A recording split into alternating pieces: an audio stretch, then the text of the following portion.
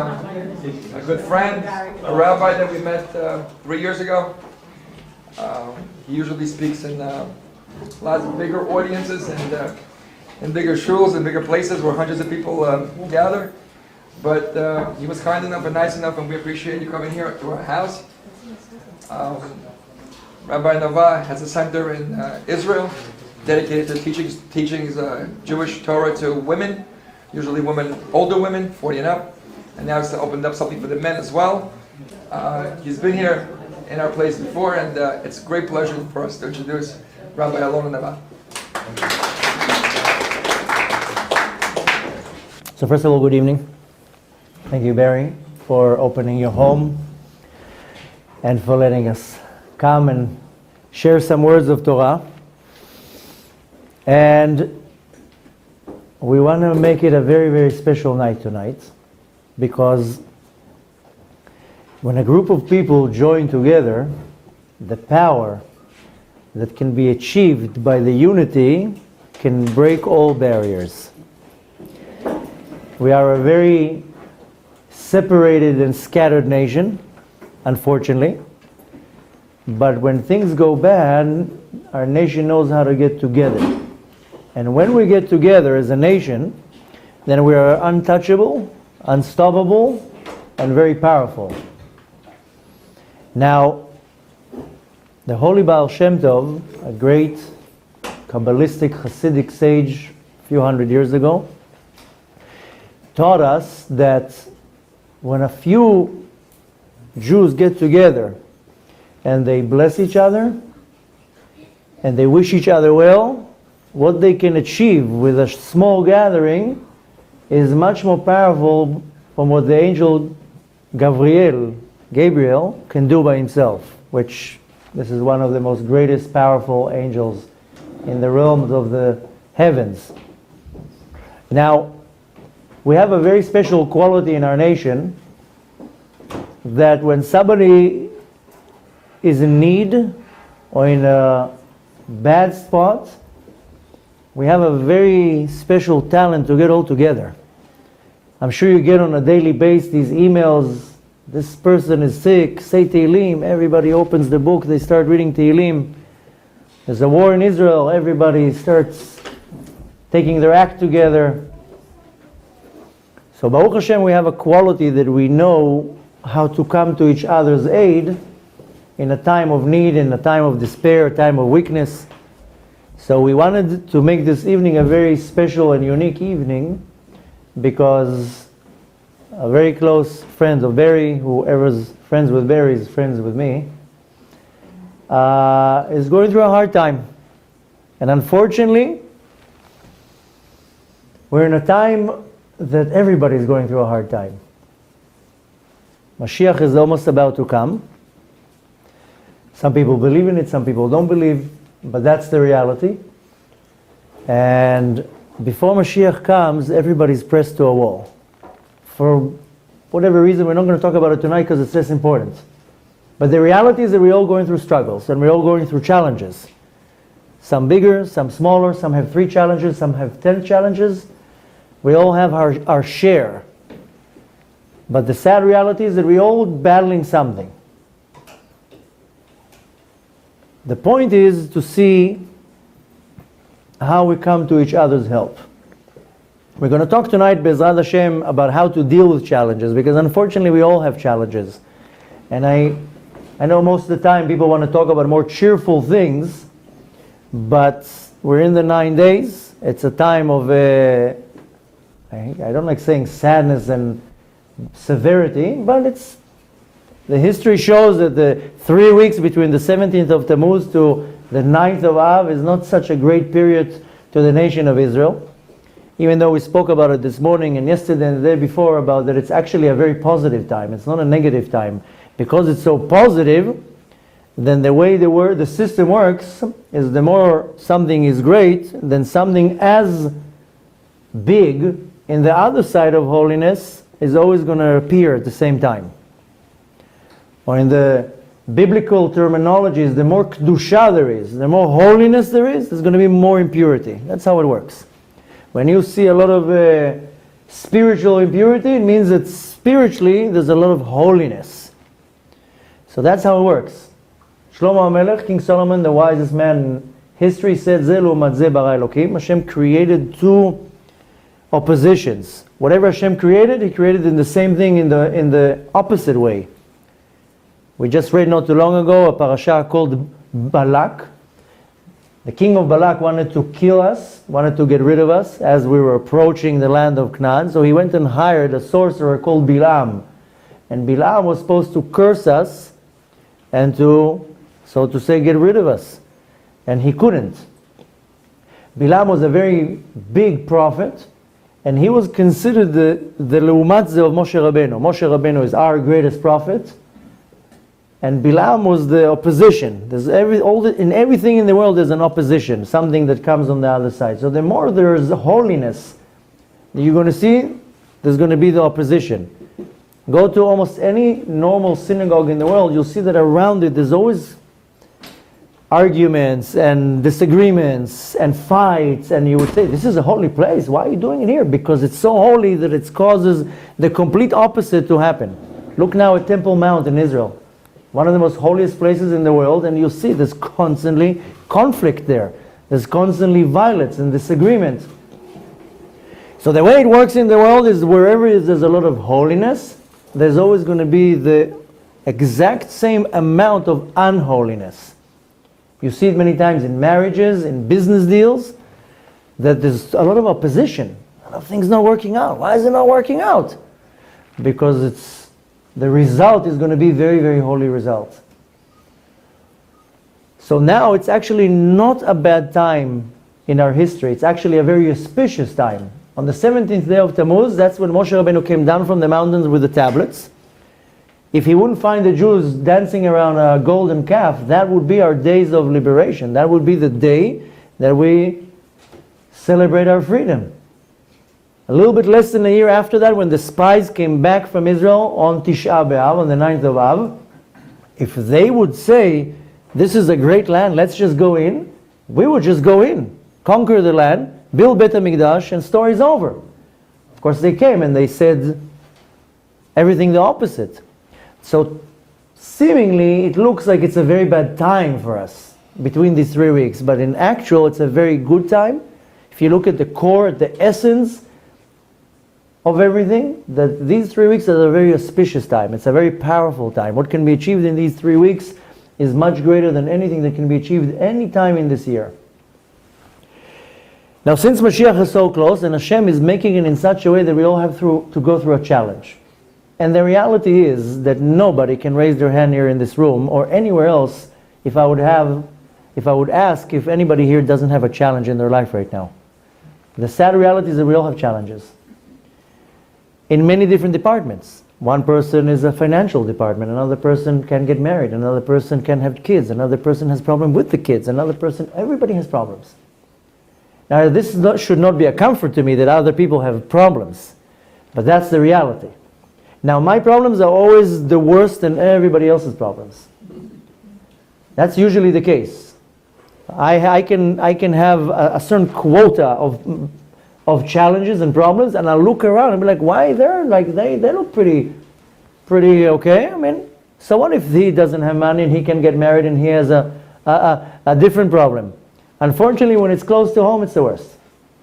We're not going to measure now whose problems are greater than the other, but the point is that we all have challenges. Now, tonight we're not going to talk where they come from, why we have challenges. We're going to talk how we deal with the challenges.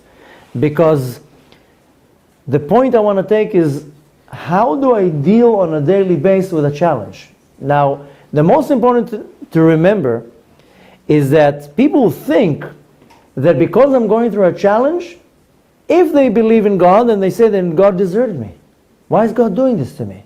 That's not fair. What kind of a God is that?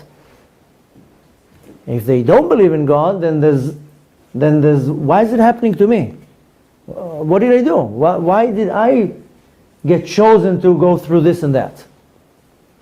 In the essence of every human being, we all believe in God because we're all part of God. So we know that where we came from. Some people don't want to believe in it because it comes with a lot of obligations. But the reality is that deep down inside, we have a soul, and we're all connected to our source, and our source is the master of the universe. Doesn't matter where you were born, who you are, what's your nationality, and what's your religion. It doesn't matter. We're all connected to the same master of the universe. So when I'm going through challenges, most people, the angle how they look at the challenge is a punishment. Why am I being punished?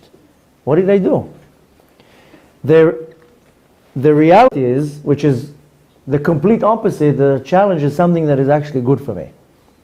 If I'm going to go now to a gym and I want to be in shape, if I'm going to go to the best gym in the neighborhood, I'll pay hundreds of dollars for the membership. If I'm going to go there and sit like this on the bench, nothing's going to happen. Doesn't matter how expensive the gym is. It can have the best equipment in the world, but if I don't do anything, nothing's going to happen. I have to work out. How do I work out? Even if I just move my hands, nothing's going to happen because I need resistance. If I don't have resistance, nothing's going to happen. They say that life is like riding a bike. If it's hard, it means you're going up. If it's easy, it means you're going down. And if nothing's happening, if you're standing in one spot, then you fall. So life is designed in such a way that I need to have challenges because that's what is building me. If I don't have any challenges, then I don't have any momentum. I don't have anything in my life that will cause any resistance for me to grow. Because we grow when we're under pressure. That's the realities. When I'm pressed, that's when I operate. If everything is relaxed and good, I don't do nothing. I tend to become very, very lazy. If everything is calm, everything is good, let's just sit outside and enjoy this beautiful day. Why would I initiate anything? So first and most important to understand is that either way you're looking at it, a challenge is not a punishment. It's yours? That's the attitude of many, many people, is that they think that God is punishing them when they're facing a challenge.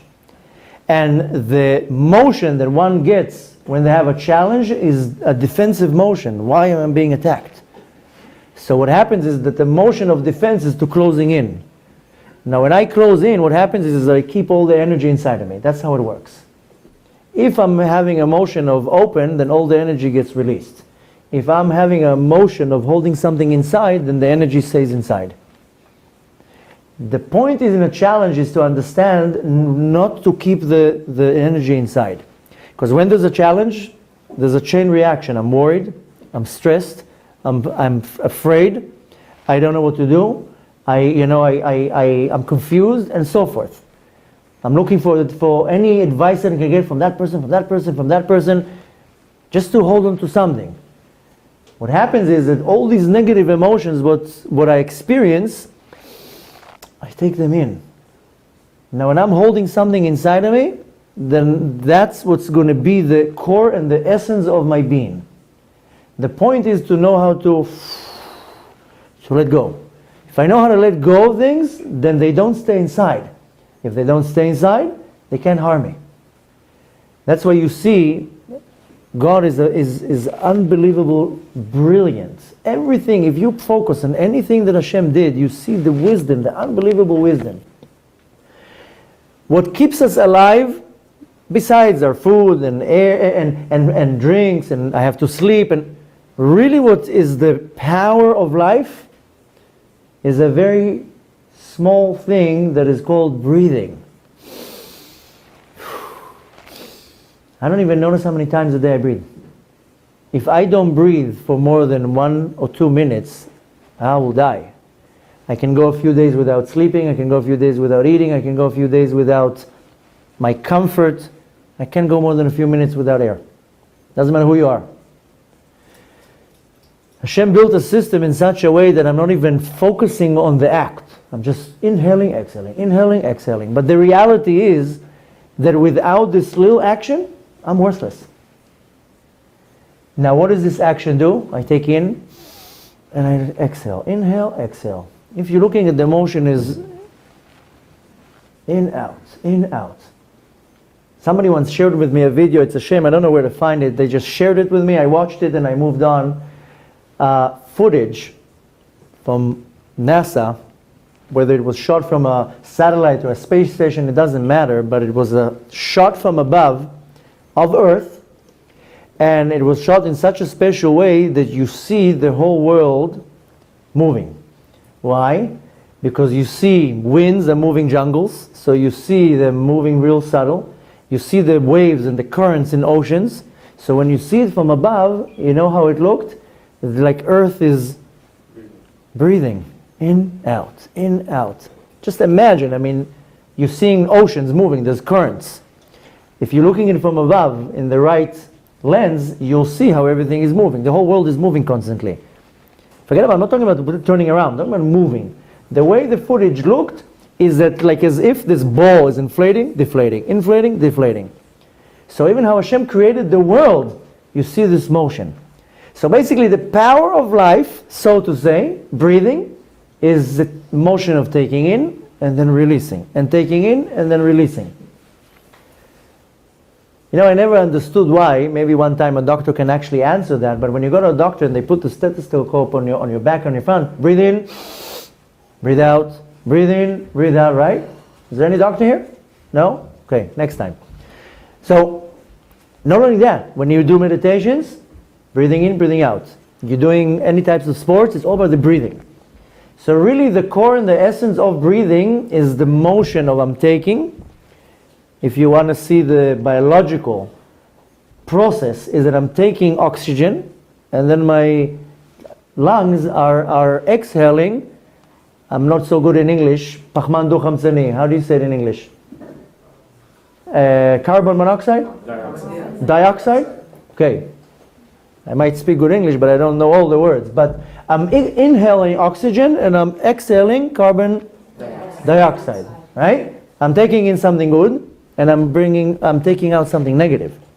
This is technically the motion of everything in my life. If I know how to take something good from the outside, benefit from it, and then throw out the waste, then I'm healthy.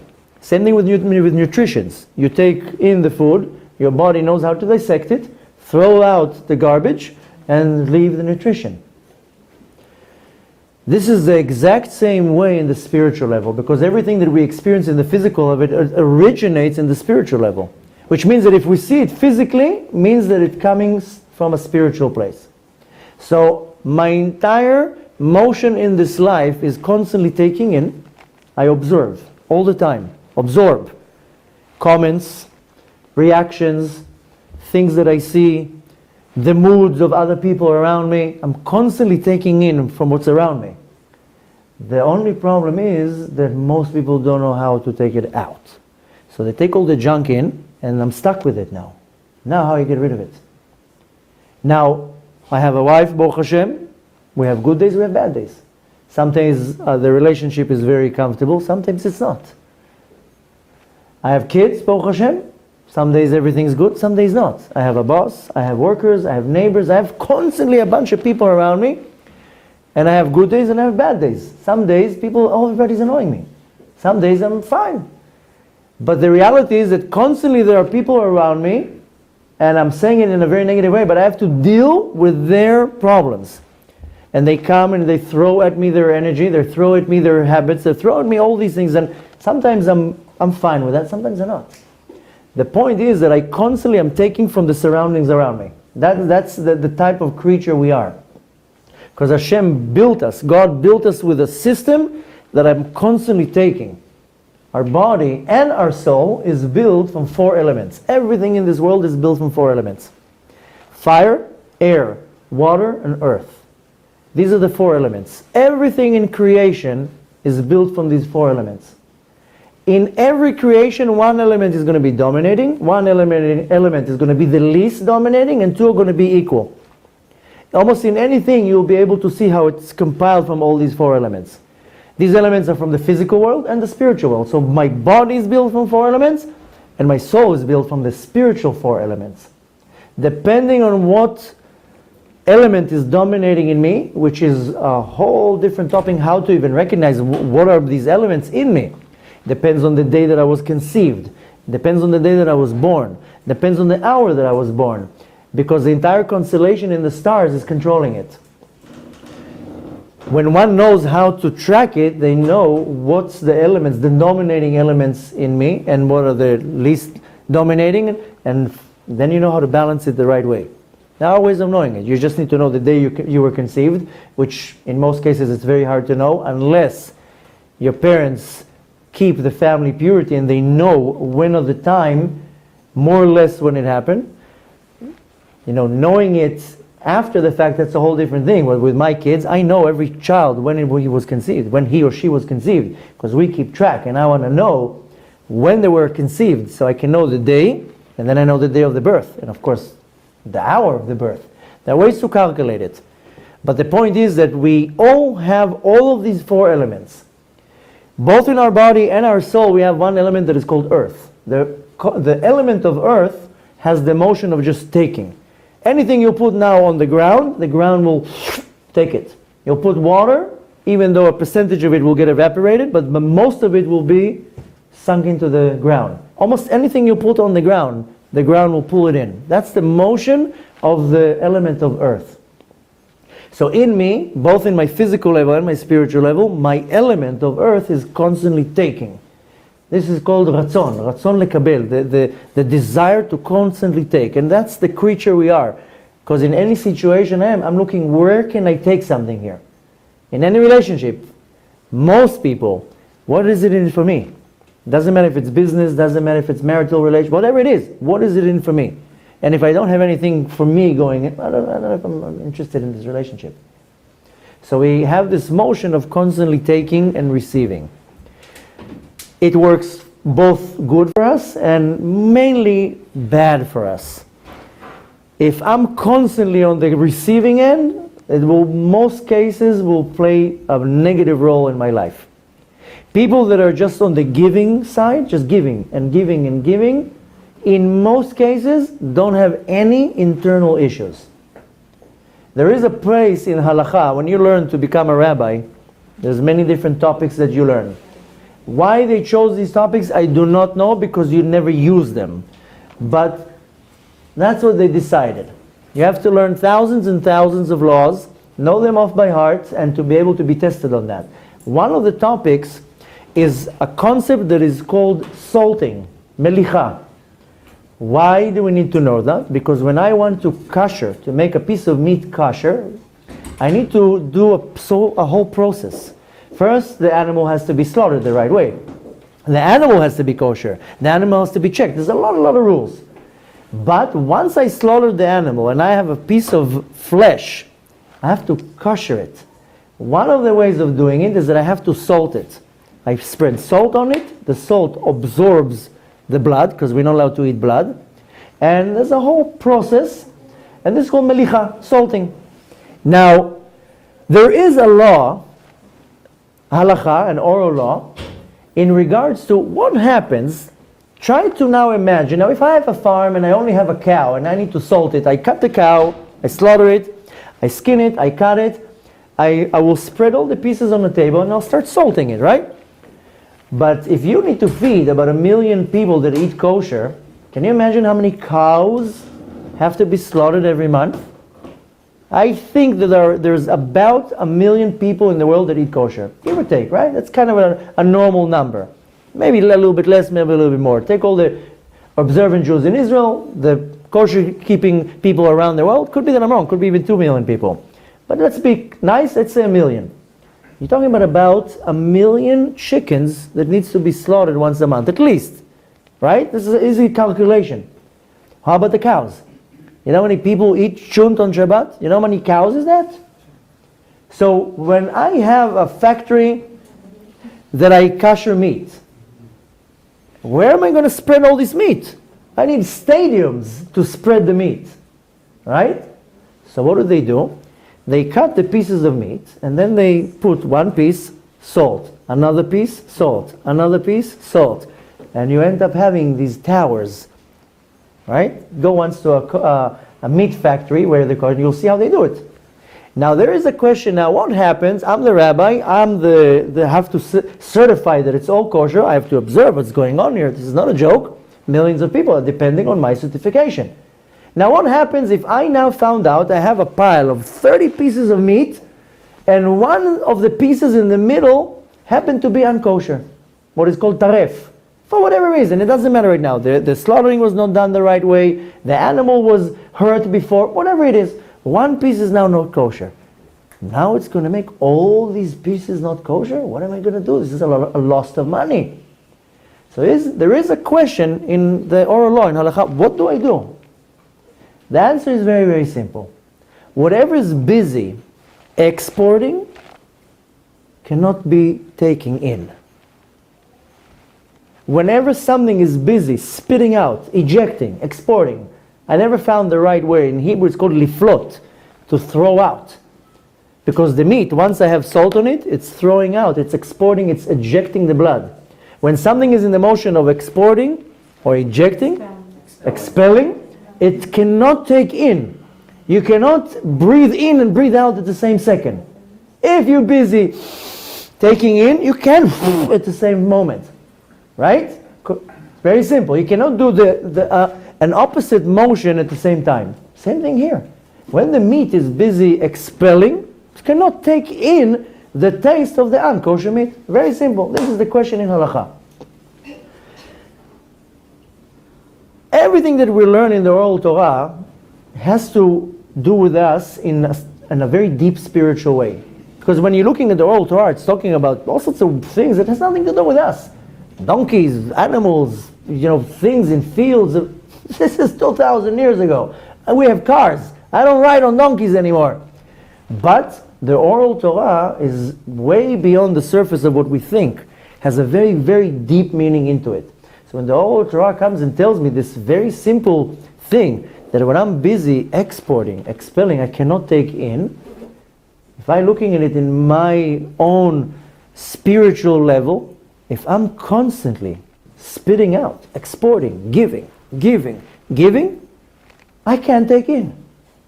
So if I'm all day long, I'm in the motion of giving my time, giving my attention, giving my knowledge, giving my home, giving my money, constantly I'm giving. I cannot take anything in. That's how it works. Try it once and you'll see. The problem is that we're constantly taking. Everywhere that I go, I'm in the motion of taking. Very few people are constantly in the motion of giving. Many years ago, I'm sure you know and familiar, the Lubavitcher Rebbe sent thousands and thousands of emissaries around the world. Anywhere you're going to go, you'll find a Chabad house. They say wherever you'll find Coca-Cola, there'll be a Chabad house. Now, there is a lot of rabbinical authorities were very against it. What? You're sending a Jew to the Timbuktu in the middle of nowhere, no Jewish life, what is he going to do there? You're putting that person in danger. He can fail now. Take now a innocent, nice rabbi, put him in, on Miami Beach now, all he sees is fancy cars, beautiful women, he can go crazy. He can switch like that. No, that's common sense. Or putting in some mountain in India, all he sees is idol worship, and the explanation the Lubavitcher Rebbe gave them is exactly what I said now. Whatever is busy exporting, giving, expelling, ejecting, cannot take in. So if I'm busy constantly influencing other people, I will never take anything in. That's how it works. But again, I'm constantly taking in. I'm not in the motion of giving. Going back to the whole system of the breathing, I cannot inhale and exhale at the same time. I can only inhale, and then I can exhale. And inhale and exhale. All this short preparation is to come to understand something very, very small. Everything that I take in, if I'm not naturally healthy taking it out, it will stay inside. If I'm taking things to heart, after 20, 30, 40 years, I'll be depressed, I'll be miserable, I'll be sad, I'll be sick. You know that I believe, maybe somebody can contradict me, I believe 80, 90% of the sicknesses that we have is because we can't let go of something.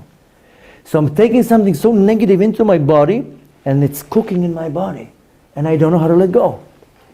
It can be something that somebody told me 40 years ago, and I'm holding this anger. Just let go. I mean, maybe Some people can argue and contradict. How I see it, with dealing with thousands of people, and every day people are coming to me with problems, every day. I always say the same thing. I know we always see new faces, so I have to repeat it. Baruch Hashem, we have a very, very broad presence online. I travel all around the world, I give a lot of lectures. Baruch Hashem, we're very, very busy on the internet, so with that comes thousands of followers, thousands. So every day we get thousands of emails. Every day people want to ask questions, people have problems. I'm not exaggerating. We get on an average month 40, 50,000 emails. That's an average month. We have a group of girls that are just filtering emails all day long. I never got one email of somebody telling me, "Hi, I just wanted to tell you everything is great." All the emails are tragedies. Tragedies. I need to open a factory for tissues to give all the girls just reading the emails and crying. No one comes and tells me everything's good. So all day long I'm dealing with everybody's tragedies. And I'm noticing a pattern that people hold inside: anger, animosity, jealousy, all these emotions, and they don't know how to let go. And when you're holding so much negativity inside, it becomes toxin. Toxic. How do you say? Toxin? Toxic. And most people don't know how to let go. Now, there are two things to look at. A, the best remedy here is just to constantly give. You constantly give. A, by default, you're ejecting all your junk out of you. My wife has an unbelievable system that she researched for many, many, many years in regards to health. She's a health, I don't know how to call it, nut, freak, whatever it is. Yes. Fanatic, conscious. The point is that neurotic. No, she's not neurotic. She's normal. My mother's a health nutritionist. The point is that she researched for many, many years how our body functions, to find out that she didn't invent anything. This is already found in the Talmud and in the Zohar many years before that our entire system is based on our nutrition, what I take in. Like I will consume good nutrition, I will never have one physical problem. If I start taking in bad nutrition, then the nutrition will not be digested the right way, I will get sick. That's how it works. And this goes back thousands of years. I'm not talking about right now, Maimonides, that's close to us. I'm talking about in the Talmud, I'm talking about in the Zohar. It's talking all on these things. Our sages are the greatest doctors. Talking about it's all about nutrition. Adam and Chava, Adam and Eve, were eating the vegetables in Gan Eden. They didn't have McDonald's, they didn't have bacon, they didn't have rogalach, they didn't have sushi. They were vegetarians. They were eating from the trees and eating from the land. That's it. That's how it's going to be very soon when Mashiach is going to come. I know a lot of people are not happy with that. What? No sushi? But the reality is that what I take inside my body, the fuel that I put inside my body, if I have the right digesting system, it will digest the right way. My body knows how to naturally export or to get rid of all the toxins, all the junk that's in my body. If you have a very good digesting system, and of course the food is normal, because 90% of what we eat is junk. 90% of what you take off shelves in supermarkets, I can tell you that is junk. It's not food. It's chemicals, it's food coloring, it's MSG, GMO, all these supplements, all this junk. We don't eat really real food, really. And then everybody don't understand why they're getting so sick. The point is, when I consume good food, but my digesting system knows how to digest it and to export the junk, the toxins, out of my body, then I will never be sick. I'll always be healthy. When I'm putting in my body the wrong nutritions and it doesn't get digested the right way, even if I put good food, a lot of people say, oh, I'm very healthy, I eat vegetables and I buy organic fruit, and if it doesn't get digested right, it's worthless. You can buy the best organic food in the world and be on a very strict diet, but if the digesting system is not functioning, it doesn't matter how good you eat, because the digesting system needs to know how to digest it the right way, that the toxins are going out and the nutrition is staying in. This is exactly what my wife does. And the chokhmah behind it, the most amazing thing, that she learns it from the more scientifical side, and I come home from yeshiva and telling her, listen, look, I'm showing her the Talmud pages, the Gemarot. Listen, this is where it says here. Our sages, 2,500 years ago, are talking about that. The point is that our body is so sophisticated, it knows how to get rid of the toxins. It comes out from my urine, comes out from my sweat, comes out in my saliva, comes out in any different ways. But if my body doesn't know how to get rid of the toxins, then I get sick. It stays inside. If I'm lucky, it will try to come out in some type of a way. I'll get rashes, I'll get all sorts of things that it's going to try to leave the body. Unfortunately, in our generation, you have a rash, you go to the doctor, gives you some cream and pushes it back into the body. And they're like, voila, magic, it disappeared. Yeah, you just pushed it back. But if I give my body the right tools, the body knows how to digest and get rid of the junk. Same way, if I'm looking at anything that I'm going to look in the physical level, I have to look at it and understand that it originated in the spiritual level. If I know how to consume the right nutrition, the spiritual nutrition of course, and I know how to digest it the right way, it means that I know how to get rid of the junk. Now, the reality is, like I told you, I have a wife, I have kids, I have neighbors, I have friends. In my case, I have students. Other people have employees, they have employers, whatever it is. There's constantly a bunch of people around us throwing at us their energy. My wife has a bad day, that energy is going to be directed at me. That's how it works. My kids are having a rough day, they're going to throw it out at me. People around me in the streets having a bad day, they're going to throw it out at me. It doesn't matter right now, deliberately or not, but that's where it has to be projected somewhere. If I know how to, I don't want your energy. I don't want your toxins thrown at me. The only way to stop it is only if I know how to constantly give. If I'm in the motion of giving, I have no problem. But then comes another motion. How do I spiritually dissect and digest what is aimed at me? And that's what I need to know. I need to know how to get out all the negativity from me. Because really all my problems are because I don't know how to get rid of the negativity. And unfortunately, like I told you, there are people that are holding grudge for somebody who said something 40 years ago. They don't know how to let go. Some partner cheated them in business 20 years ago. Up until today, all day long, they're praying just for him to collapse. Instead of saying, what do they say in America? Whatever. That's it, whatever. Let go, move on. But unfortunately, we don't know how to do it. Now, this is the tip of the iceberg, just trying to cover a concept that I see so many people going through so many challenges, and it's heart-wrenching, it's sad. And everybody, and it's unbelievable how so many people are suffering in so many different ways. Now, it doesn't matter right now why, who, that doesn't matter. The question why, I totally don't like the question why. You're never going to get the answer, so why bother? There's two questions that are very annoying. I don't even know who invented them. Why and what if? Don't ask why, because you're never going to get an answer. And don't say what if, because why are you trying to think of something that never will happen? What if? Be straight to the point. So the point is that when I want to know how to deal with my challenges, I first have to know how to let go. I have to practice on two motions, the breathing, inhaling, exhaling, inhaling, exhaling. I have to know how to give, constantly give. And a lot of people asking, what do you mean give? Give my time, give my attention, give my love, give my space, give my expertise, give my house, give my room, give my car, give my money. It doesn't matter what it is. Giving, constantly giving. I wake up in the morning, I can be very nice to my wife and give a lot of good energy. Good morning, how are you? Let me help you. Can I do something for you? Or I can throw all my junk at her. So I'm just taking. And most people, what they do, they don't even notice it. They have a motion of taking other people's energy. You know, I sometimes sit, I'm not exaggerating, 7, 8 hours a day in front of people, hearing all their problems. Doesn't matter if it's on the phone, face to face.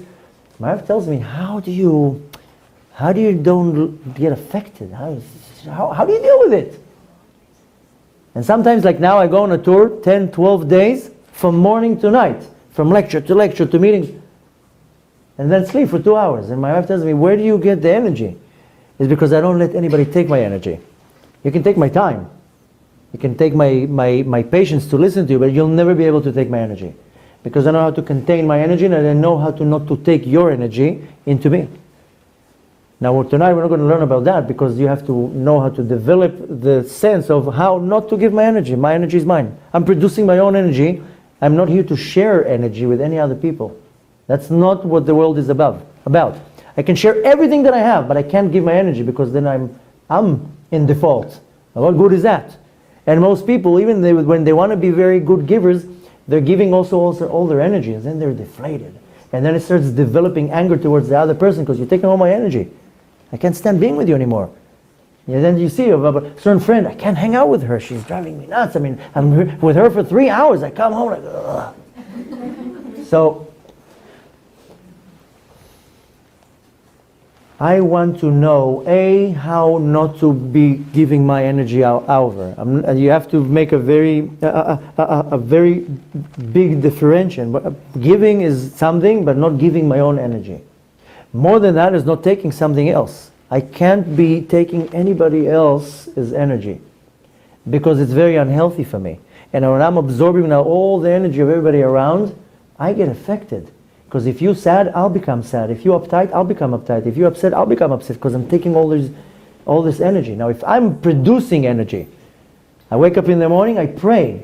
This is a nuclear reactor of energy. People say, wow, praying 3 times a day, annoying. 1 hour, the whole thing, every day the same text. This is a nuclear reactor of energy. Then I go in the afternoon and I pray again. Another nuclear reactor of energy.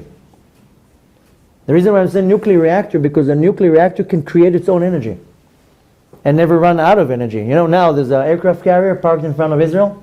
The George Bush, whatever that is, a very long name, but it starts with George Bush. So they took the Prime Minister of Israel, Benjamin Netanyahu, to like a tour on the aircraft carrier, and they made a video out of it. Somebody sent it to me, and if somebody sends something in my direction, I know that it's a message from God to learn something.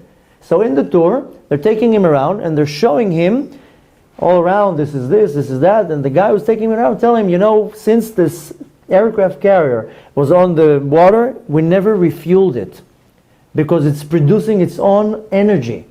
There's a nuclear, I don't know if it's called a nuclear reactor, but they have a nuclear power plant in the aircraft carrier that creates its own energy. And he told them, for decades, we didn't fuel this aircraft carrier that is going thousands and thousands of miles. So I need to know how to create this energy, and there are many different ways, but I wake up in the morning, I create energy, I pray. I pray shacharit, I pray morning prayers, whatever it is. That's a lot of people say, why do I need to pray? You're creating energy. I do good deeds, I do mitzvot, I create energy. Every mitzvah is a different form of energy. If I put tefillin on, I put tzitzit on, I'm creating all this energy. Now, if I'm doing it the right way, I'll be happy. I'll have energy, like physical energy. I'm not going to be affected. I'm not going to be depressed. I'm not going to be worried. I'm not going to be uptight, because I'm filling my body with very healthy energy. But if it starts going out all the time, then I get deflated. That's why most people at the end of the day, they're tired. They're not tired because the body's tired. The soul is tired. Technically, the body can go 2-3 days without sleep. This I can tell you from experience. It's the soul that gets tired. Now, when my soul gets tired, then I will become sleepy and tired. It's not the body. It has nothing to do with the body. If the soul gets tired, then I'm going to start becoming sleepy. And that's why I go to sleep, to get recharged. Now, I need to know how to recharge my soul constantly with this energy. That's through mitzvot, through good deeds, through praying, through many other different things. I know a lot of people don't like hearing it, but it's all these good deeds that I do, these mitzvot, that's how I produce the energy. When people come and say, why do I need to put a piece of leather on my hand? What is it going to do to me? Besides putting pressure on my hand, what is it doing for me? So we're not going to dissect the spiritual effect. But physically, it's pumping my body with energy. It's pumping my body with energy. If I know how to confine this energy, I'm going to be walking happy all day long. You know where I live? In the middle of nowhere, on a mountain, in Sfat. People there are poor, there's no money there. Everybody's walking. People think that everybody's like smoking something there. Everybody's like... People come and tell me, what do people take here? They take godliness. They take kedusha. And they walk like this. It doesn't matter. I can have $100,000 debt in the bank. Everything's good. Why so happy? Because it's not 200,000. So the point is that my moods and all around, that comes from inside. I can have chas v'shalom debts and problems and issues, and if the inside is happy, everything is happy. Now, if I know how to get rid of the junk, I'm telling you again, 80-90% of sicknesses come from the fact that I'm holding something inside, can't get rid of it. And depending on what I'm holding, it will affect a different organ. Because our organs, we have 248 organs that correspond to 248 positive mitzvot. And we have 358 precepts corresponding to the 358 tendons in our body.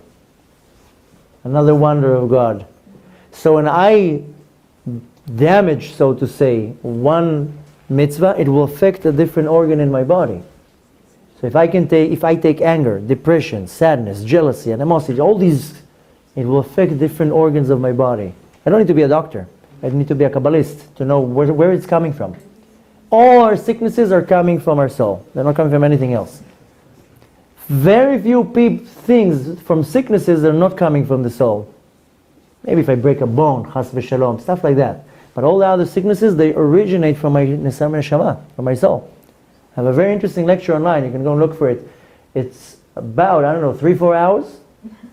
Maybe more, I don't know, I don't remember, but it's called The Source of Sicknesses, where I explain how all the sicknesses that we experience are coming from our soul. If I have a physical sickness, it means that something's wrong with my soul. There's some type of a blemish on the soul that needs to be corrected. And if I know how to pinpoint it, then I know how to fix any sickness.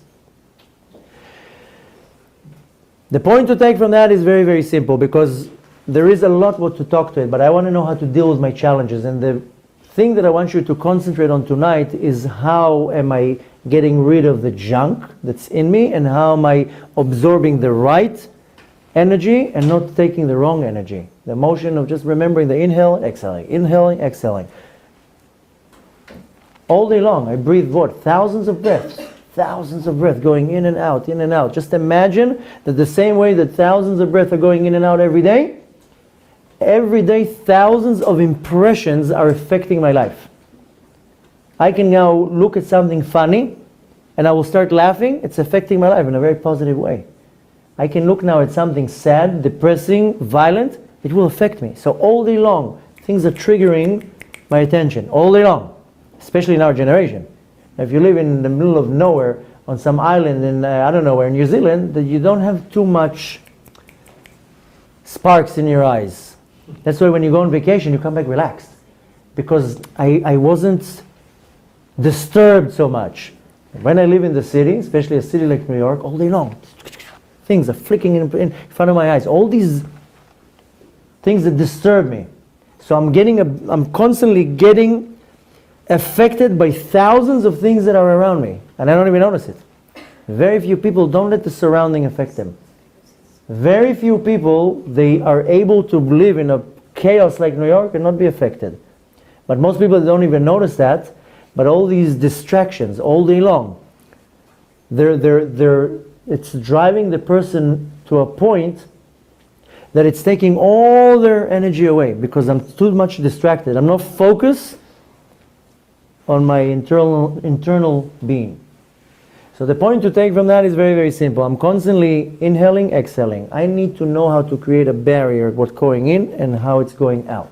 If I know how to filter what goes in, meaning I don't take things to heart, I don't get affected, I don't get upset, I don't get jealous, I don't get angry. You create a shield. You know, my mom comes to visit me very often, Baruch Hashem, she always tells me, you're so calm, you're always so calm. What do you want me to be upset? You want me to be aggravated? Of course not. Why wouldn't I want to be calm? Why should I get now upset because somebody else is behaving in a very Foolish way. Why should now I be affected because somebody else has issues? Why should I get angry? Why should I get upset? Why should I be jealous? Why should I be depressed? Why? This is where you can ask the why. Because everything comes from the Kadosh Baruch Hu. Everything comes from Hashem. Which means that everything that happens in my life, I have to understand that that is the decision and the will of the Kadosh Baruch Hu. So why should I get upset? And even if I don't understand and realize that everything comes from Hashem, what good would it be to me, all these negative motions? So the point is to know how do you say in America again? Whatever. Why take it to heart? Is it going to help you if you take something to heart? No. Is it going to help you if you're jealous in somebody? Is that going to get you what you want if you're jealous? No. Is that going to make any difference if I'm judgmental or angry or depressed? I mean, I know it's easier said than done, but I want to first create the idea that you know what to focus on. So I need to know how to create the spiritual shield and not to take anything in, not to get affected. And to know how to block it. I have to know how to contain my energy, and that's by blocking it. And then of course I have to have a very healthy digesting system to know how to export the junk. Because I am dealing with a lot of other people. I do have people around me. My kid will come home from school with a bad day. I have to listen to what he went through and comfort him. My wife comes, my neighbor, whatever it is. I constantly have to deal with other people. I'm not living on an island. I just need to know how to dissect it the right way.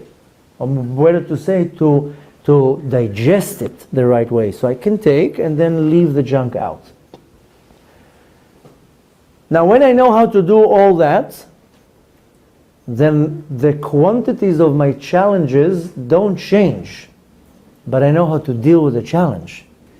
The challenge was constantly going to come. That's the nature of this world. Hashem created the world to have challenges. That's it. Don't think the challenges ever end. Like Barry said, we have a women's center in Tzfat. We have unbelievable amount of amazing women learning there. The majority of them are mature. I mean, we have a student that she's 78 years old. We have a few young ones in their 40s, but most of them are 50s and 60s. It's a very unique place. And they all tell me the same thing. The challenges never end. I'm 70 and I'm still dealing with challenges. I'm 75 and I'm still dealing with challenges. You think, but you go, when you retire, when you're 60, the challenges stop? No. You can't get rid of them. They're going to constantly come. And the better you do it, the faster you do it, Hashem's going to throw another one right at you. And sometimes He's thrown through 2 or 3. Obviously, Hashem knows that you know how to juggle. But the reality is that challenges are constantly going to come my way, and if I see it in a very positive way, I'm able to understand, this is not something against me, this is resistance. This is for me to grow. I'm only going to grow when there's challenges. I just need to see it in a very positive way, because anything negative that I look or observe as something negative, that's when I'm taking in something bad in me. I want to know, I want to practice how I'm not taking anything negative inside to my system. That's how it is. Doesn't matter what the news is, doesn't matter what it is to constantly have the positive attitude.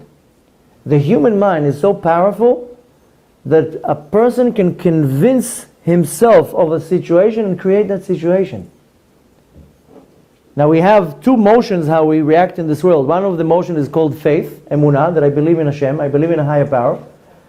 And then another one is bitachon, is that I have trust. Trust in Hashem that He's able to do whatever He wants.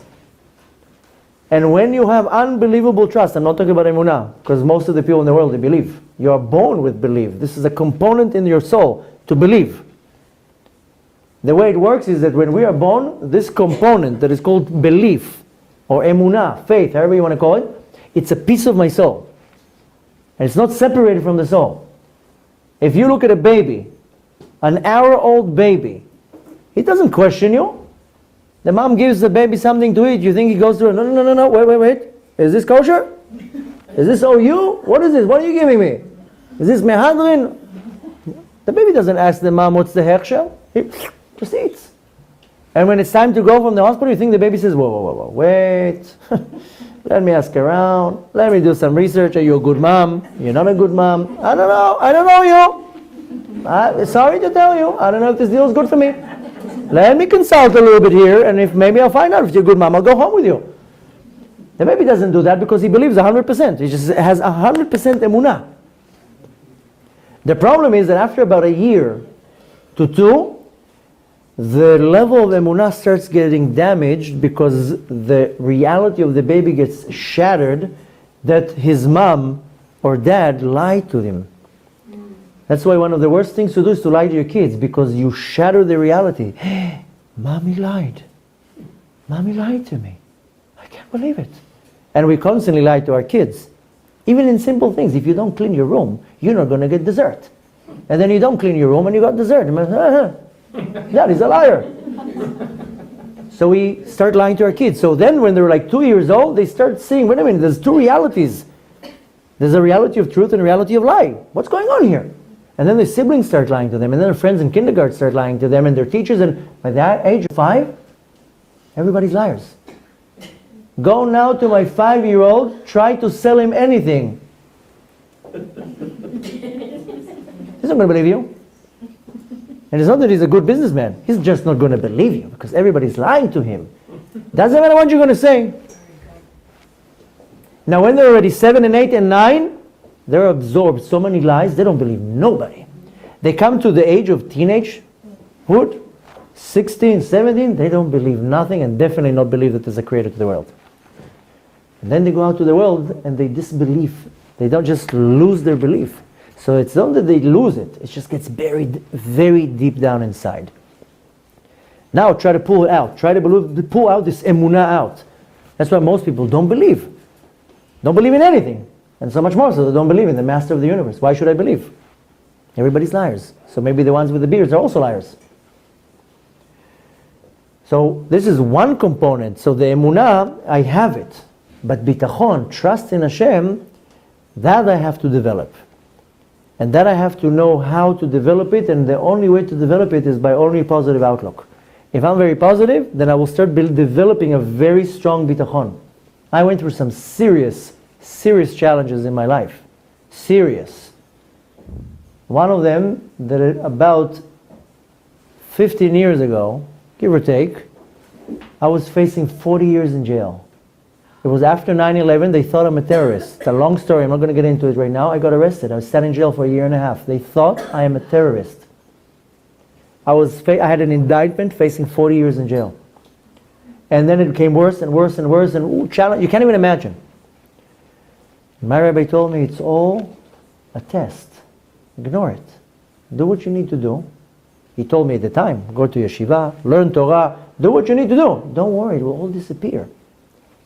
I had such bitachon, I'm not talking about emunah, I'm not talking about belief. I trust that Hashem is going to be able to take me out of such a situation that all the odds showed there's no way. Any lawyer that I went to, I had a lot of money.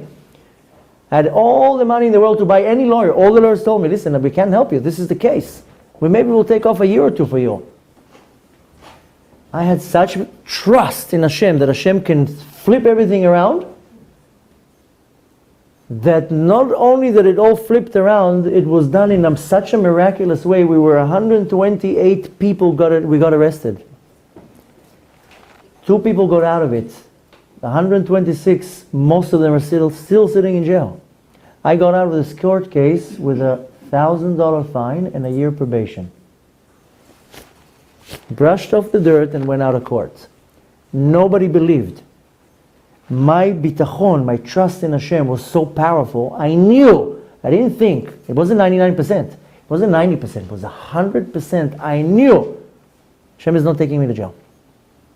I know the truth is going to come out and it's going to be flipped over.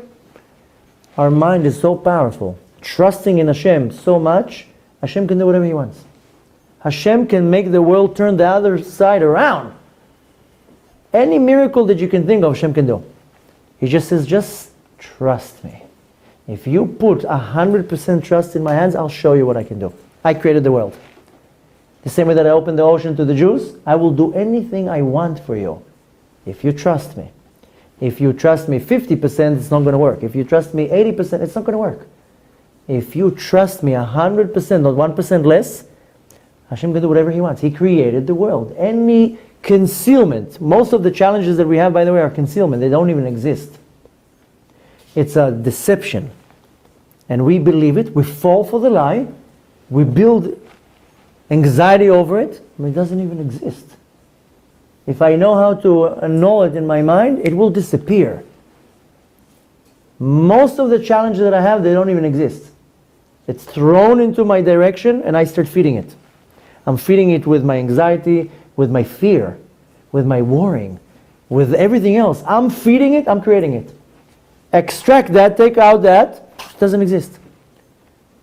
90% of our challenges can disappear like that. If I know how to, it doesn't exist. How? Because I trust Hashem. I believe in Him, I have to first believe, but I trust. And if I go in such an attitude, such a positive attitude, all my challenges disappear. And I'm talking from experience, not from theory. Mezad Hashem, maybe one day will write my bio, you'll see what I went through in the last 25 years. And it's not to show off or something. I went through anything you can imagine. I think Hashem took me everywhere in the world. To all corners of the world. To fight all the types of challenges. To prove that when you believe, the impossible can be done. And it all comes from the positive outlook of how I see things positive. If I see something positive, then I will make it positive. I can come into an empty room and I can in my mind vision the design. I'm going to put the picture here, the sofa over here. In my mind I'm already designing the room to be beautiful. The room will become beautiful. If I come into this room and says, it's small, it's dark, that's what's going to happen to this room. My mind is so powerful that it can transform anything. Anything can be, everything's in my mind. That's how powerful our mind is. So when I'm taking all this combination together, I need to understand that A, most of the challenges in my life is a challenge to see if I'm able to overcome it. And if I know how to keep my head up high with the right positive attitude, the challenge will disappear. And that's proven. Just that this world is the world of deception, so I'm not able to see the truth. I'm able to, and I fall for this deception. More than that, I hope you remember, and if you don't, then watch the rerun, is knowing how to train myself, inhaling what I need to take in and exhaling what I need to get rid of.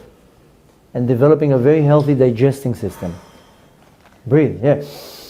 Let's do the exercise. Yoga. Once I know how to do that, guarantee the challenges will pass. That's why it's called a challenge. It doesn't get called a problem, doesn't call it a difficulty, it's a challenge. Somebody asked not too long ago, I heard it, brilliant answer. Somebody asked the Lubavitcher, what's the difference between faith and trust? So he answered, faith is very simple, that you have faith in the Master of the universe. And you have faith that He can do whatever He wants. But trust is knowing that He's going to do it. That He can do it. And you have the trust that you know Hashem can do it and He can do whatever He wants. This is why my mom keeps telling me, you're so calm. Of course I calm. I trust Hashem. I also get bills, by the way. I also have credit cards. I have a mortgage. I have all these problems that everybody has. I have kids. I have a wife. I also get mail every day and open it and see. But it doesn't exist. So what if I get a bill? It will pass. Money comes, money goes. I also chas v'shalom sometimes. So aleno, people get sick. This is the way of life. The point is that the circle of this Ferris wheel of life is constantly a movie of how am I dissecting what is coming in my direction. So we cannot get rid of the challenges. The challenges are there and they will continue. The challenges just pass. It's up to me how I'm passing this challenge. If I'm focusing on it, if I'm empowering it, if I'm making it positive, like too strong, or if I'm ignoring it. When I ignore it, I can't ignore it in a sense of turning my back and saying, no, ignoring it means I'm ignoring the negative part in it. If I get a bill and I'm going to ignore the bill, that's not going to change. The bill is still going to be there. Some people, they ignore a problem to a point that cannot be fixed. That's not the ignoring that I'm talking about. It's ignoring the negativity in it. It's ignoring the negative things that it's affecting me. I get a bill, I still have to pay it. Chas v'shalom, something happens, I can't ignore it. Ignore it physically. I have to ignore the negative motion and the power in it. So Bezrat Hashem, what we want to take from tonight is A. The challenges will never stop. They will constantly continue. They're all good. They're coming from the love of the Kadosh Baruch Hu. He wants me to be stronger. He wants me to be better. He wants me to grow. The challenges are my resistance to grow. More than that, I need to focus on a daily base that I have to generate my own energy. I generate my own energy. I have to pray. I have to do mitzvot. I have to do good deeds. I generate my own energy. But then I need to know how to contain it. By containing it is not giving my energy to somebody else. The way that I don't give the energy to somebody else is that I don't get angry at somebody, I don't get upset at somebody, I don't get jealous, I don't get judgmental. Because when I'm doing these motions, I'm giving out my energy. And in return, I get the energy back to me, the energy of anger and depression, jealousy, animosity, grudge, and the list goes on and on. When I'm holding this is going to make me sick. It's going to make me sick. I'm not going to sleep. I'm not going to eat. I'm not going to function. You know, my wife always tells me, you can break the world record of Guinness of falling asleep. Your head just hits the pillow and you're out. She was like, I've never seen anything like that. She tells me, it takes me like half an hour to fall asleep. So I thought, well, first of all, I only have 2 hours to sleep. I have to take advantage of the time. But more than that, why shouldn't I fall asleep? Nothing here is bothering me. You don't fall asleep because things are bothering you. So you toss from this side, and you attribute it to that. It's not cold enough, it's hot enough, the mosquito is bothering me. No, your mind is bothering you. If you know how to shut it down, you're going to fall asleep the second your head hits the ground.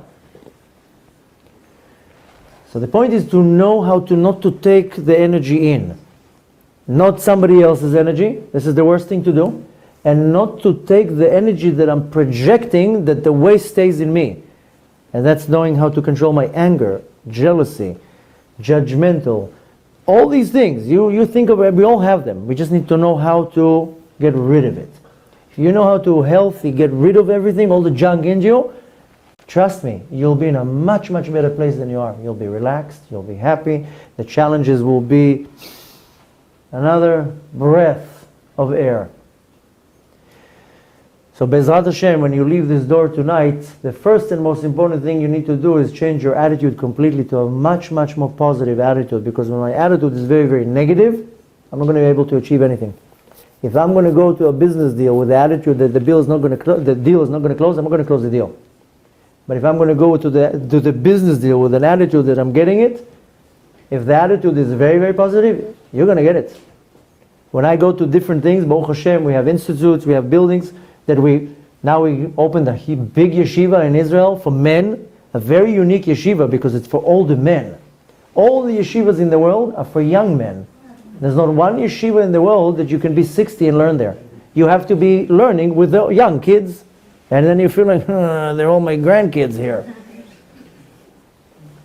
So we started in a very small place. After a few weeks it grew and grew and it's now growing, so now we need a big place. This is not a challenge. This is fun. This is seeing how Hashem can just deliver to you what you need. Trust me, I don't ask for all these things. I will be very happy sitting in my own yeshiva quietly, just me learning Torah and being with my kids. Hashem is giving me all these headaches all day long. Here, open a women's center. Here, open a yeshiva. I don't like that stuff, but I have to do it. That's what Hashem wants me to do. But the proof is that something big needs to come my way. If I'm going to go now, we now found a big building to put the shul and the yeshiva. I'm not going there with, maybe we'll get it, it's too big, it's too expensive. In my mind, it's already mine. It's mine. The guy don't even know, it's mine. Yeah, here, we shook the deal. You don't know it's mine. Hashem knows it's mine. The attitude is, that's it, the deal is already closed. The impossible can be done way before you even did it. Because if you're going with Hashem with you, everything can be done. Avraham Avinu was told by God himself that his offsprings, all the generations that are going to come from his son, Yitzchak. A minute later he tells him, okay, now go and slaughter him. Now I'm going to sacrifice him. You think Avraham Avinu became confused? Wait a minute, you told me this. I need to slaughter it? No problem. the stuff on the donkey and goes out. The Satan stopped him, tried to stop him 10 times. Created a river, created a mountain, created all these problems. Avraham Avinu just walked. He walked into the river, the water was going up and up and up, the water came up to here. At some point Avraham Avinu says, Igiu mayim ad nafesh. The water came till where my soul. The river disappeared. He just walked. He was focused. When you focus on something, and of course it's positive, and you know Hashem is with you, Hashem can turn the world around. Hashem can do whatever He wants, basically. It's also how much responsibility you're giving to Hashem. If you think you can take responsibility, Hashem says, okay, let's see you do it. If you put all the responsibility in Hashem's hand and says, this is not my problem, it's your problem. My problems are completely different problems. Then Hashem takes that responsibility.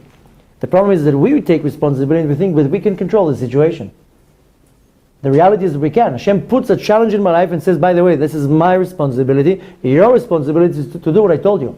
I told you to observe Shabbat and eat kosher and learn Torah and be good and give charity. That's your responsibility, not to deal with other things. But when I take responsibility for all the problems in the world, then Hashem says, okay, you want to deal with it? You deal with it. But when I know how to say, Hashem, here, this is your problem, it's not my problem. My problem is to deal with this. Hashem says, okay, so let me deal with your problem. That's how it works. It's very, very simple. I know it sounds very hard. It sounds too good to be true. And most people say, yeah, it's very easy to say. But you put it into practice, and I can tell you from my experience, when a problem comes my way, if I'm going to look real quick and see this is not my problem, Hashem, that's yours. 3-4 months ago, when was I? In March? Yeah. I told that story. I'm just going to tell it briefly in Bezrat Hashem, then we can move on. Is that a few months ago I came, we got the center for the women's center, and with big plans and big dreams comes big responsibilities. So I go to a tour of lectures. Half the week that I went in my mind is I gotta get funds. We feed 150 people every Shabbat. We have these huge Shabbat meals, and I have to feed people. People depending. I have students. I have this. I came with. I have a lot of responsibility. Of course, I come with a lot of security that Hashem is going to help. But the first few days in the trip, all that I could think of is how am I getting the funds for my institute. I didn't concentrate on what I was supposed to do. And you know what happened? For those 4, 5, 6 days, enough money came in to cover the gas to drive to the lecture. That's what came in. And I was like starting to, wait a minute, Hashem, this is like, for other people, this is not considered a challenge, but it's a challenge. What am I going to do? I have to come home. The second that I realized, wait a minute, this is not my problem. I didn't ask for this women's center. My problem, you know what's my problem? Is to come and teach. Is to come and inspire. Is to come and talk to people, guide them, help them. That's my job. That's my job in the business. That's my job description.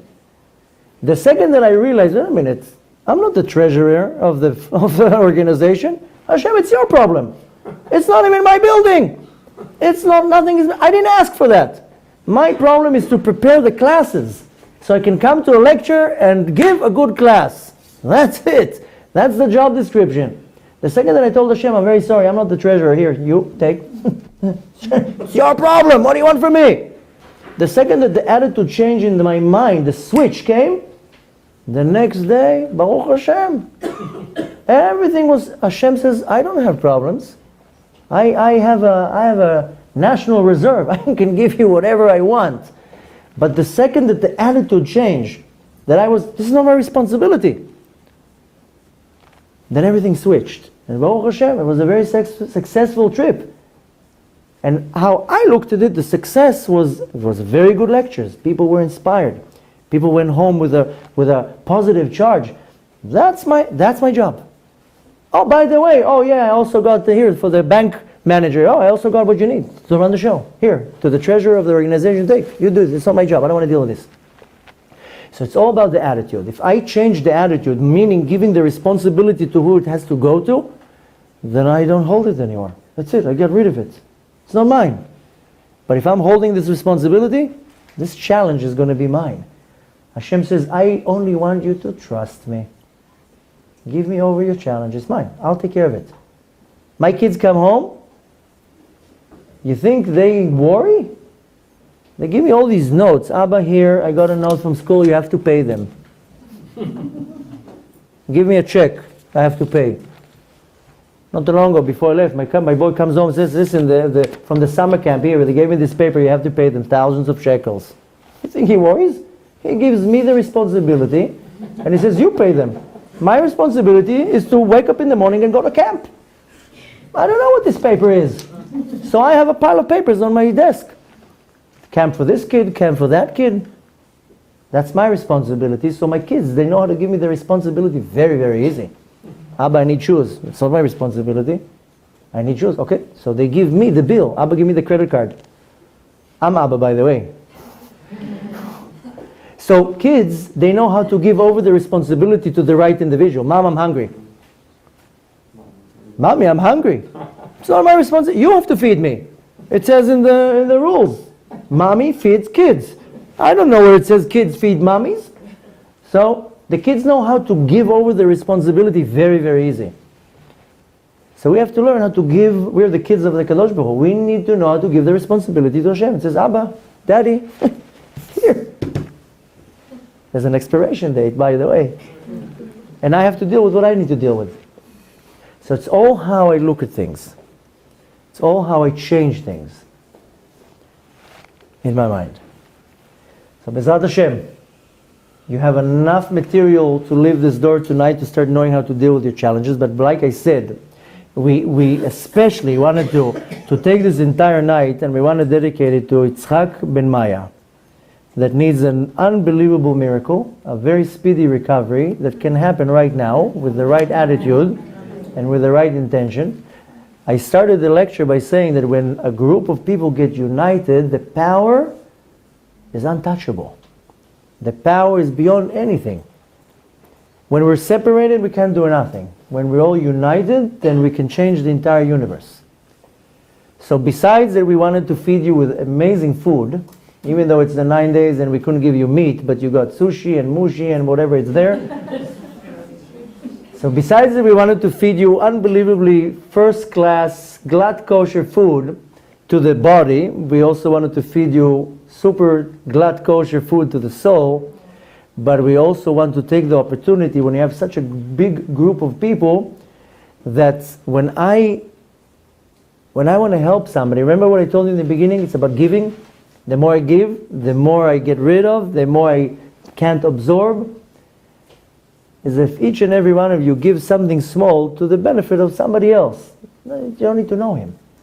Even if it's 1 minute a day, to read a few lines from a book of Tehillim. Even it's to say, you know what, in the merit of me, not judging people so harsh, that's giving. In the time, I'll take a little bit out of my time to, you know what, I'll be a little bit less angry. Less judgmental, less jealous, whatever it is. But with the intention that I'm doing it for somebody else. With my merit, what I'm doing. I'll take 5 minutes out of my time, I'll read Tehillim. I'll take 5 minutes out of my time to whatever, to learn something, to help another person. But I want it to affect a different person. That's how it works. When Hashem sees that, this love, this unity, He moves all the obstacles. That's what Hashem likes. Hashem likes, He puts, unfortunately, sometimes a lot of problems in a way because He wants to see if we can get united. You know, when I see my kids, sometimes I pretend that I get upset. I hope they're not going to watch the video because they're going to know my tactics. But I pretend that I'm upset. There's actually a place in Halacha that says that you're allowed to pretend that you are upset to put some fear and education to the kids.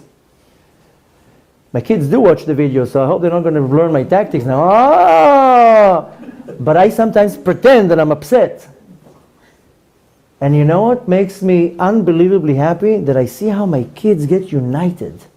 And they work together in conjunction. And they help each other. Sometimes I'll pretend that I'm upset at one kid. And sometimes I see how all the other kids come to his rescue. This is the biggest nachat I can get. That I threaten one of the kids, he's not going to get something. And I see how all of them get together. No, he has to be with us. And it's all a show. But I see how they get together. It melts my heart. I'll buy them whatever they want on that spot, even lollipops. When Hashem sees us working together to help somebody, wow. Because usually we don't help each other. Usually we don't do things to each other. Usually we go against each other. But when we are able to do something for somebody else, Hashem is like, what? And we touch the soft spot of Hashem. So Bezrat Hashem, each and every one of you can take something on themselves, something small. I told you already, if you want, I'll give you later on more ideas. But the point is to do something out of my life, is the giving. That's the giving, by the way. I'm not talking here writing checks. Sometimes it's giving a minute out of my day to somebody I don't even know. Sometimes it's not even a minute, it's a motion. I have a certain issue that is negative and I'm throwing this negativity into the world. Let me work on it to give it to somebody else. So the point is that if each and every one of you starts acquiring this motion, how am I giving? I want to be the giver, constantly on the motion of giving and giving and giving and giving. I know when people, you tell them the word giving, they're like, oh my gosh, he wants a check. That's not what I'm talking about. Giving from yourself. It's just benefiting you. The more you give from yourself, it will benefit you. It will just benefit you. The more you're holding, but the more you will give, you will see that you're also with the giving. It's like detoxification. The more you give, all the junk goes out with it. So Bezrat Hashem, we want to wish an unbelievable refuah shlema for Yitzchak ben Maya. The refuah, the recovery should be immediate, should be miraculous. Hashem can do whatever He wants. And on the same opportunity to wish to anyone who needs a recovery or a salvation or a miracle, because we all need miracles in many different ways. Whether it's in the health department, the finance department, the marital department, we all need miracle. And the entire nation of Am Yisrael, we need a very big miracle of bringing Mashiach. Now this is a very auspicious time. I told you in these 3 weeks we can achieve the unbelievable. It's the most powerful 3 weeks of the year. When Mashiach is going to come, Tisha B'Av, the 9th of Av and the 17th of Tammuz are going to be a holiday. It's going to be a festival. Yamim elu yafchu lesimcha. These days are going to be transformed. It's going to be a party day. So this is the days where things can be achieved, where I can dig deep inside into my depth of my neshama to clean it out, get rid of all the junk and start clean. And Bezrat Hashem, you'll see a huge change. And like I told you, I don't want you to chas v'shalom think that I'm telling the challenges will disappear. You're just going to know how to deal with them. Needless to say that 90% of the challenges will disappear, but will come another challenge because that's the game. But at least you know how to deal with it. Not to take it to heart. Not to get upset. Not to get afraid, depressed, sad, lost, give up. Chas v'shalom. The emotion has to be only positive. When you're taking in, it's negative. When you're taking out, it's only positive. Bezrat Hashem should bless us all with unbelievable success in everything that we do. To Barry and his wife, thank you so much for opening your home. With that merit, Hashem should bless you both with unbelievable happiness and nachat from your kids, unbelievable health to your entire family, sustenance in an abundance. Everything that you wish for yourself should be in measures that you can't even handle because it's going to be in such an abundance, Bezrat Hashem. And for Klal Israel, we want to wish for ourselves to finally see with our own eyes the coming of Mashiach, the building of the Beit HaMikdash, and it should happen very speedy in our days that we can see it right away before even Tisha B'Av. So we're going to save ourselves our fast and already be in Eretz Israel.